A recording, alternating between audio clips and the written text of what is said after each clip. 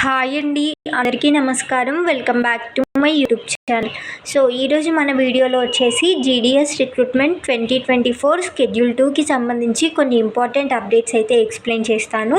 So వీడియోని ఎక్కడ skip చేయకుండా చివరి వరకు చూడండి. వీడియో నచ్చితే తప్పకుండా లైక్ చేయండి. మీకు ఇంకా ఏమైనా డౌట్స్ ఉంటే కామెంట్ సెక్షన్లో కామెంట్ చేయండి. అలాగే ఇలాంటి అప్డేట్స్ మీరు ఎప్పటికప్పుడు మిస్ కాకుండా పొందాలి అనుకుంటే ఛానల్ని సబ్స్క్రైబ్ అయితే చేసుకోండి. సో ఈరోజు మన వీడియోలో వచ్చేసి రీసెంట్గా మనకి జూలై 15న జీడిఎస్ రిక్రూట్మెంట్ షెడ్యూల్ 2కి సంబంధించి నోటిఫికేషన్ అయితే రిలీజ్ చేయడం జరిగింది కదా. అందుకు సంబంధించి అప్లికేషన్ అనేది నిన్నటితో ఎండ్ అయిపోయింది. అంటే ఆగస్ట్ 5న మనకి అప్లికేషన్స్ అనేవి క్లోజ్ అయితే అయిపోయాయి. సో మనకి ఈ అప్లికేషన్ టైంలో ఎవరైతే ఏవైనా మిస్టేక్స్ చేసి ఉన్నారో ఆ మిస్టేక్స్ని ఎడిట్ చేసుకోవడం కోసం ఎడిట్ ఆప్షన్ అయితే ఇవ్వడం జరుగుతుంది. సో ఆ ఎడిట్ ఆప్షన్ అనేది ఈ రోజు నుండి ఓపెన్ అయితే అవుతుంది. సో ఆ ఎడిట్ ఆప్షన్లో మనం ఏమేమి డీటెయిల్స్ ఎడిట్ చేసుకోవాలి అన్న డీటెయిల్స్ ఎక్స్ప్లెయిన్ చేస్తాను. అండ్ దానితో పాటు మనకి జీడిఎస్ 2024 షెడ్యూల్ 2కి సంబంధించి తెలంగాణ స్టేట్ అండ్ ఆంధ్రప్రదేశ్ మన రెండు తెలుగు స్టేట్స్లో ఎంతవరకు కట్ ఆఫ్ ఉండొచ్చు, అండ్ ఎంత సిజిపిఏ ఉన్న వాళ్ళకి లేదంటే ఎన్ని మార్క్స్ ఉన్న వాళ్ళకి జాబ్ వచ్చే ఛాన్స్ ఉంటుంది అనేది కూడా ఎక్స్ప్లెయిన్ చేస్తాను. అండ్ దానితో పాటు మనకు కమెంట్ సెక్షన్లో చాలామంది చాలా కామన్గా అడుగుతున్నటువంటి క్వశ్చన్ వచ్చేసి జీడిఎస్ మెరిట్ లిస్ట్ అనేది ఎప్పుడు రిలీజ్ చేస్తారు. సో ఇవన్నీ కూడా నేను ఈ వీడియోలో క్లియర్గా ఎక్స్ప్లెయిన్ చేస్తాను. అందులో ఫస్ట్ వచ్చేసి ఎడిట్ ఆప్షన్లో ఏం ఎడిట్ చేసుకోవాలి. మనకి ఈ రిక్రూట్మెంట్ అనేది కంప్లీట్గా 10th క్లాస్ బేసిస్న వచ్చే మార్క్స్ని బట్టి జరుగుతుంది. కాబట్టి మనకి అప్లికేషన్ ఫామ్లో ఖచ్చితంగా 10th క్లాస్ మెమోలో ఏ డీటెయిల్స్ అయితే ఉన్నాయో, ఏ స్పెల్లింగ్స్ అయితే ఉన్నాయో అవి మాత్రమే అప్లికేషన్ ఫామ్లో ఉండాలి. అలా కాకుండా ఏ చిన్న మిస్టేక్ ఉన్నా కూడా మీ అప్లికేషన్ అనేది రిజెక్ట్ చేయడం జరుగుతుంది. అయితే ఇప్పుడు మనకి ఇక్కడ వచ్చే ప్రాబ్లం ఏంటి అంటే, మనము ఇక్కడ మన నేమ్ కానీ, ఫాదర్ నేమ్ కానీ, క్యాస్ట్ కానీ ఇలాంటి డీటెయిల్స్ అనేవి ఎడిట్ చేసుకోవడానికి ఇప్పుడు అస్సలే వీలు కాదండి. మనం ఓన్లీ ప్రిఫరెన్సెస్ మాత్రమే చేంజ్ చేసుకోగలుగుతాం.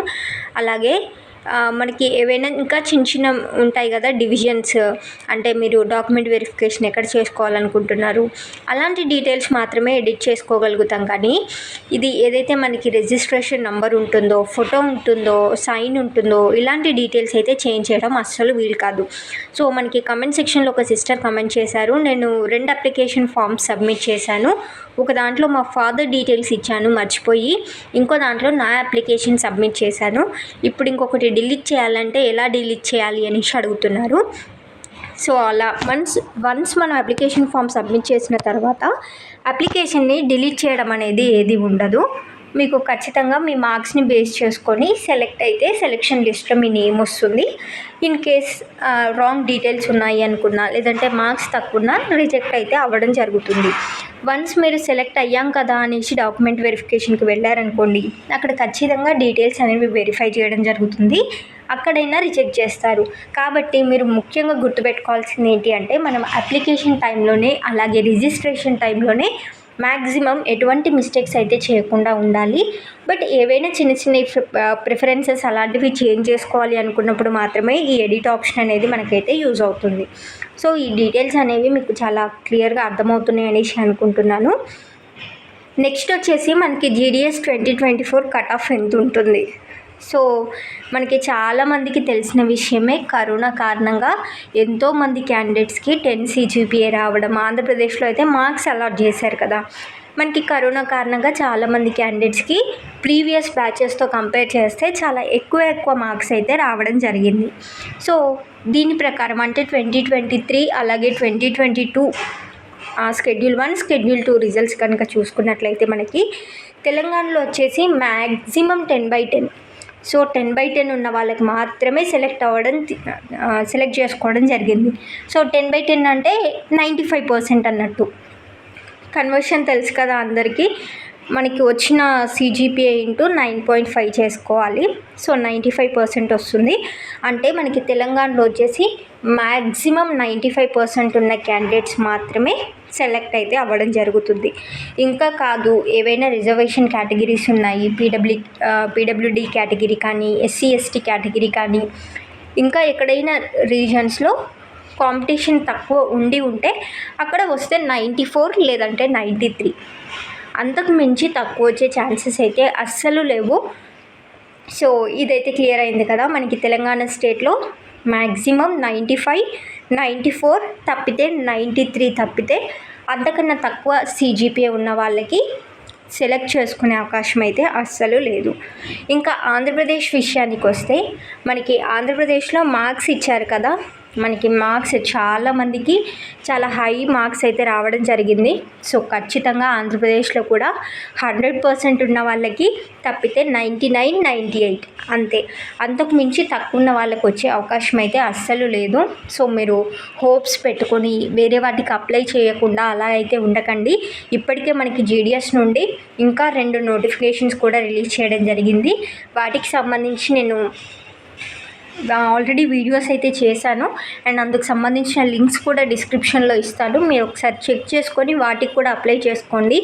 ఓన్లీ ఈ Schedule 2 పైనే హోప్స్ పెట్టుకొని అదే వస్తుందన్న నమ్మకంతో అయితే ఉండకండి. తక్కువ CGPA ఉన్న వాళ్ళు ఖచ్చితంగా వేరేవి కూడా అప్లై చేసుకోవడానికి అయితే ట్రై చేయండి. సో ఈ డీటెయిల్స్ అన్నీ మీకు క్లియర్గా అర్థమవుతున్నాయనేసి అనుకుంటున్నాను.